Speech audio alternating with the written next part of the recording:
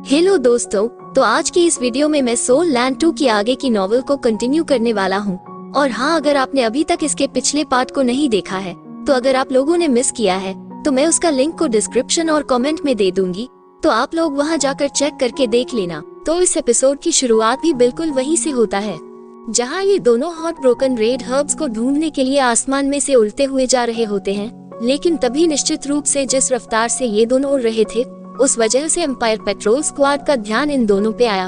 और एम्पायर की जो ये पूरी पेट्रोल स्क्वाड थी, ये युहाओ और वैंग क्यू के सामने आ जाती है, जहाँ पर एक लड़की युहाओ को पहचान लेती है और इस तरफ युहाओ भी इसे पहचान लेता है और कहता है, मैंने तुम्हें एक बार स्टारडो फॉरेस्ट के अंदर देखा था और तुम मुजुई हो ना। लेकिन कैसे यह ऑर्डिनरी ट्रोप्स वांग क्यूआईवे या फिर युहाओ के मुकाबले के कैसे हो सकते थे? और युहाओ और वांग क्यूआईवे के पास जो स्पेशल स्प्रिट एबिलिटी थी, उसकी मदद से ये दोनों आराम से इन सभी से बच के आगे निकल जाते हैं।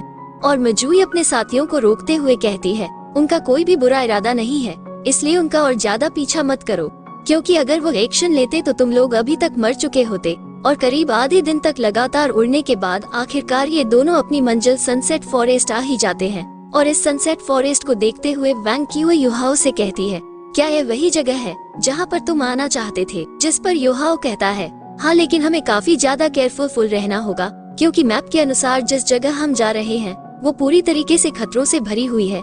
ना जाने कब किस कदम पर कौन सा खतरा हमारे सामने आ खड़ा हो। तो वैंग क्यू कहती है, इस जैसे छोटे से फॉरेस्ट से इतना भी क्या डरना, और यह मत बोलो कि मैंने स्टारडो फॉरेस्ट के अंदर पूरे 1 साल सरवाइव किया है। और बेचारा इस पर युहाओ इससे कुछ भी नहीं कह पाता है।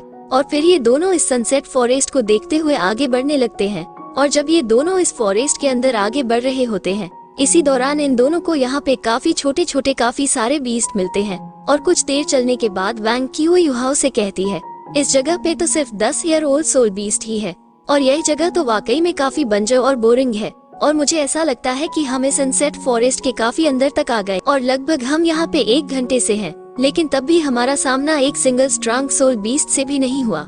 और तभी हम देखते हैं कि किसी तरीके का डार्क और वैंग क्यू की तरफ बढ़ रहा होता है, जिसे वैंग क्यू भी नोटिस कर लेती है, लेकिन ये समझ नहीं पाती है कि यह क्या है। और जैसे ही वैंग क्यू उसकी डायरेक्शन में देखती है, तो वो डार्क और गायब हो जाता है, जिस वजह से वैंग क्यू थोड़ी सी परेशान सी हो जाती है। तो युहाओ इससे पूछता है, आखिर तुम्हें क्या हुआ? तो वैंग क्यू थोड़ी सी घबराते हुए कहती है, युहाओ ना जाने क्यों, लेकिन मुझे ये जगह काफी ज्यादा अजीब और बुरी लग रही है, और मुझे यहाँ से काफी बैड फीलिंग भी आ रही है। और इस चीज को सुन के युहाओ बेचारा काफी चौंक जाता है। यह वो वैंग क्यू जिससे सभी लोग डरते हैं, लेकिन आखिर वो चीज क्या है जिसने वैंग क्यू को इतना ज्यादा बेचैन कर दिया है?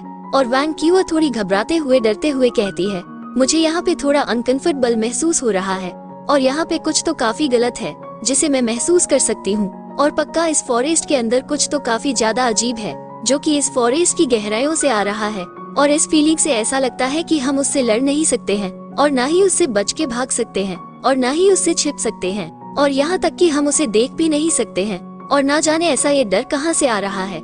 इसलिए चलो पहले इस जगह से बाहर निकलते हैं, क्योंकि अगर हम ऐसे ही आगे बढ़ते रहे तो हम पक्का अपनी जान को खो बैठेंगे। जिस पर युहाओ इससे कुछ भी नहीं कहता है, और थोड़ी देर उस सनसेट फॉरेस्ट को देखते हुए कहता है, पहले तुम चलो। और इस चीज को सुन के वैंग क्यू थोड़ी सी रिलैक्स होती है, और यह मन में कहती है, ये तो काफी बढ़िया है, क्योंकि अगर हम अभी यहीं से लौट के चले जाएं तो हम बच सकते हैं। जिसके बाद वैंग क्यू यहाँ से लौट के जाने लगती है, जबकि युहाओ उसी सनसेट फॉरेस्ट की तरफ जा रहा होता है।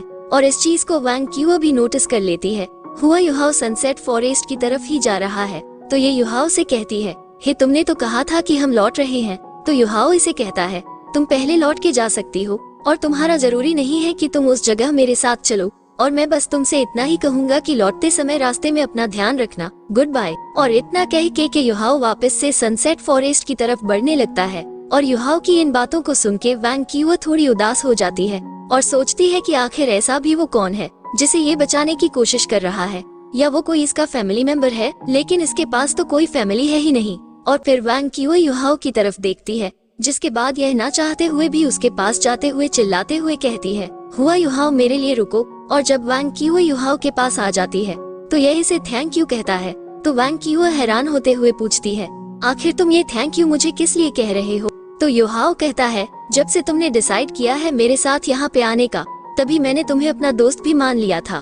और इस चीज को सुन के वैंग क्यूआ गुस्सा होते हुए कहती है, तो तुम्हारे कहने का यह मतलब है कि इस पूरे समय तुमने कभी भी मुझे अपना दोस्त नहीं माना? बेचारा युहाओ घबराते हुए हंसते हुए एक्सप्लेन करते हुए कहता है, नहीं नहीं, मेरा यह मतलब नहीं है।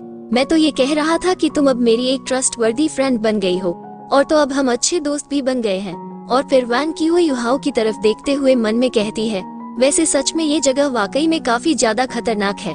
क्या यह इसके लिए ठीक है कि यह अपनी जिंदगी को इस तरीके से खतरे में डाले? और आखिर क्यों कुछ लोगों के लिए दूसरों की जिंदगी अपनी खुद की जिंदगी से ज्यादा कीमती होती है? और फिर हमें क्लियर स्काई सेक्ट का सीन दिखाया जाता है, जहाँ पे ये जो टाइटन होता है ये काफी ज्यादा चौंक गया होता है जब यह सुनता है कि सील टूट चुकी है। और यह काफी ज्यादा हैरान होते हुए कहता है, क्या सील टूट गई, वो भी इतनी जल्दी? क्या वो बच्चा इतनी जल्दी इतना स्ट्रांग हो गया है, या फिर उसने इसे खोलने के लिए किसी और से मदद मांगी है? तो दामिन कहते हैं, बस मुझे इसी बारे में तो चिंता हो रही थी, और यहाँ तक कि अगर किसी और ने उसके लिए उस सील को खोल दिया होगा, लेकिन तब भी उसके पास इतनी स्ट्रेंथ या फिर पावर नहीं होगी जो वो उस मोर्टल हर्ब्स को जाके हासिल कर सके। तो आमिन कहता है, वह बच्चा तो काफी स्मार्ट निकला, उसने पक्का किसी तरीके की ट्रिक को इस्तेमाल किया होगा हमारी डोंगर को फंसाने के लिए। तो अंकल एमिन कहते हैं, चलो छोड़ो, वैसे भी वो ट्रायल शुरू हो चुका है और वो उस इमोर्टल हब को अचीव कर सकता है या नहीं, ये सिर्फ उसकी ही किस्मत पर डिपेंड करता है। जिसके बाद हमें एक बारी और वापस से सनसेट फॉरेस्ट का सीन दिखाया जाता है, जहाँ पे युहाओ कहता है, वैंग क्यूआ तुम मुझे कुछ ज्यादा ही घूरे जा रही हो, जिस वजह से अब मुझे अजीब सा महसूस होना शुरू हो गया है। तो वैंग क्यूआ कहती है, यह वाली ट्रिप हमारी पहले वाली से भी कहीं ज्यादा खतरनाक होने वाली है। और क्या तुम्हें सच में लगता है कि यह तुम्हारी खुद की जिंदगी को खतरे में डालने के काबिल है? जिस पर युहाओ कहता है, हाँ, क्योंकि अगर वो मेरे साथ नहीं होती तो मेरी जिंदगी निरर्थक हो जाती, और मेरे दिल में उसकी जिंदगी मेरी खुद की जिंदगी से कहीं ज्यादा इम्पोर्टेंट है। और युहाओ की इस बात को सुन के वैंग क्यूआ काफी ज्यादा चौंक जाती है और यह कहती है, आखिर किसी और की जिंदगी तुम्हारी खुद की जिंदगी से कहीं ज्यादा इम्पोर्टेंट कैसे हो सकती है? और क्या तुम्हारा दिमाग ठिकाने पर तो है ना, या फिर किसी चीज से तुम्हारा सिर भिड़ गया है? तो युहाओ इससे कहता है, आखिर तुम अचानक से इतनी ज्यादा फ्रस्ट्रेट क्यों हो रही हो? हम सभी की ही जिंदगी में कोई ना कोई ऐसा जरूरत होता है जो कि हमारे लिए सबसे ज्यादा इम्पोर्टेंट होता है। और अगर मेरी मॉम आई जिंदा होती तो मेरी जिंदगी में सबसे ज्यादा इम्पोर्टेंट माना जाता। और इन चीजों को सुन के वैंग क्यूआ काफी ज्यादा हैरान परेशान होती है और यह मन में कहती है, तो इसे ही तुम लोग इमोशंस कहते हो? तो यह वापस से चिल्लाते हुए कहती है, तो अगर अब हमें सरवाइव करना है तो हमें अपनी पावर के दम पे हर एक वो चीज करनी पड़ेगी जिससे कि हम अपने आप को जिंदा रख सके। और वैंग क्यू की इस चीज को सुनने के बाद युहाओ कहता है, हर किसी के पास सिर्फ एक ही जिंदगी होती है और तुम हर दम जंगल के नियमों के बारे में बात करती हो, तो तुम्हें पता होना चाहिए कि हम इंसान उन्हें फॉलो नहीं करते हैं। और अगर हर कोई ही इमोरल हो जाता है और बस जिंदा रहने के लिए ही जिए, तो फिर हमें और उन जानवरों के बीच में क्या अंतर रह जाएगा? और हम लोग न ही सोल बीस्ट हैं और न ही जानवर हैं, इसलिए ही हम इंसान हैं। और युहाओ की इन बातों को सुन के वैंग क्यू कांप उठती है, और जब युहाओ वैंग क्यूआ को थोड़ा अजीब बिहेव करते हुए देखता है तो ये थोड़ा चौंक जाता है और यह मन में कहता है, वैंग क्यूआ हमेशा अलग तरीके से एक्ट करती है, और शायद ऐसा इसलिए हो क्योंकि यह पहले जंगलों में रहा करती थी और वहाँ पे काफी सारे खतरों को एक्सपीरियंस करने के बाद ही यह इस तरीके से एक्ट करने लगी है। इसलिए युहाओ वैंग क्यूआ को शांत करने के लिए कहता है, जो मैंने अभी कहा है तुम्हें उस बारे में ज्यादा सोचने की कोई जरूरत नहीं है, और शायद जिस वजह से तुम मेरी फीलिंगलेस पेरेंट्स के बारे में ही सोचो कि उन्होंने कितने बलिदान दिए हैं हमारी खातिर।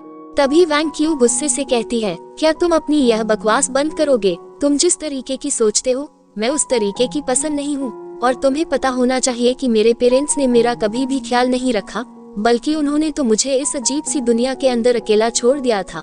और क्या तुमने कभी भी निराशा और अकेलेपन की फीलिंग का एहसास किया है? और क्या कभी तुमने किसी भी पल मर जाने के डर को महसूस किया है?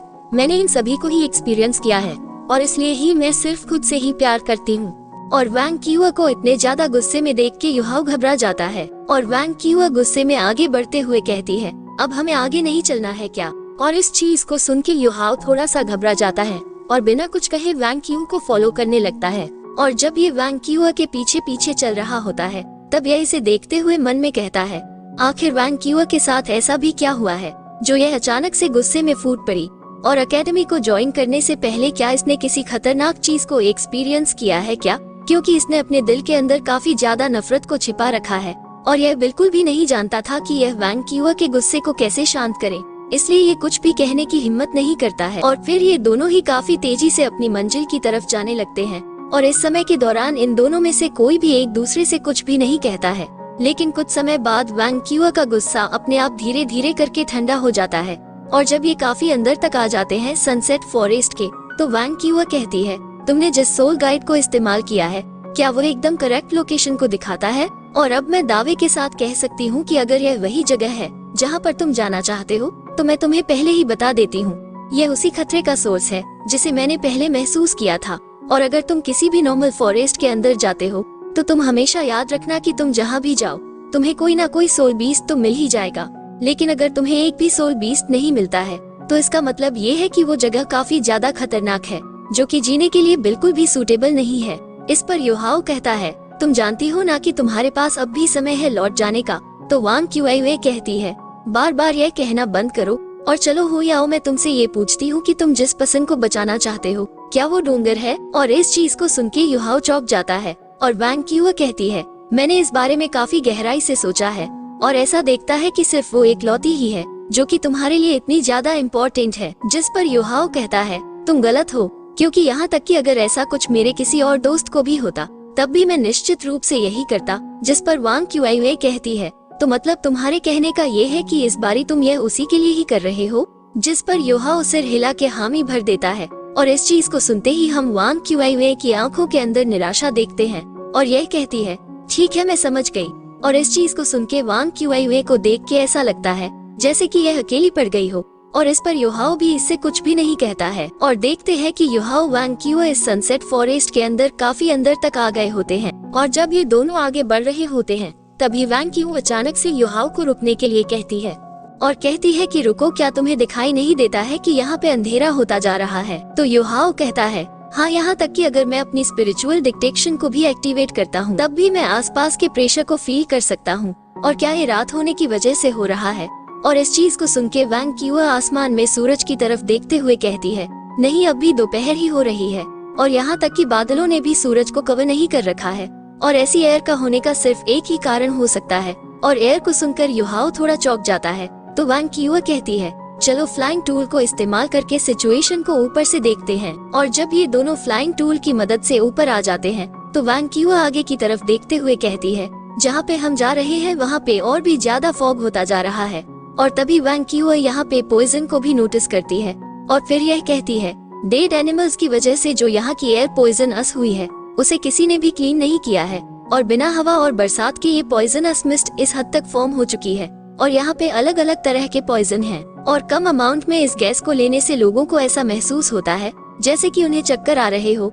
लेकिन अगर कोई ज्यादा मात्रा में इस जहरीली हवा को लेता है, तो उसे खून की उल्टी हो सकती है और यहाँ तक कि मौत भी हो सकती है। और मैंने पहले भी स्टारडो फॉरेस्ट के अंदर पॉइजन देखा है, लेकिन यह उसके मुकाबले कहीं ज्यादा स्ट्रांग है। और यहाँ तक कि यह जो पॉइजन है, ये तो इतना घातक है कि यह मेटल को भी कोरोड कर सकता है। और ऐसा देखता है कि जिस खतरे को मैंने पहले महसूस किया था, उसका कुछ ना कुछ तो इस पॉइजन के साथ लेना देना है। और यह चीज कोई ऐसी वैसी नहीं है जिसका सामना हम अपनी सोल पावर के दम पे कर सके। तो युहाओ वांग क्यूआ से कहता है, वांग क्यूआ तुम लौट जाओ, क्योंकि अब आगे काफी ज्यादा खतरा है। तो वांग क्यूआ चौंकते हुए कहती है, तुम्हारा मतलब ये है कि तुम ऐसी सिचुएशन का सामना करना चाहते हो जहाँ पे कोई ऑनरी ह्यूमन भी सरवाइव नहीं कर सकता है? और क्या तुम ये जानते हो कि तुम शायद इसमें मर भी सकते हो? और इतना बताते ही आज का हमारा एपिसोड यहीं पर एंड हो जाता है और इसका दूसरा पार्ट मैं कल अपलोड करूंगा। और यदि अगर आप लोगों को वीडियो थोड़ा सा भी अच्छा लगा हो, लाइक शेयर सब्सक्राइब जरूर कर लेना और हाँ, कमेंट करके बताना कि वीडियो कैसे लगा। मिलते हैं अगले वीडियो में। हेलो दोस्तों, तो आज की इस वीडियो में मैं सोल लैंड 2 की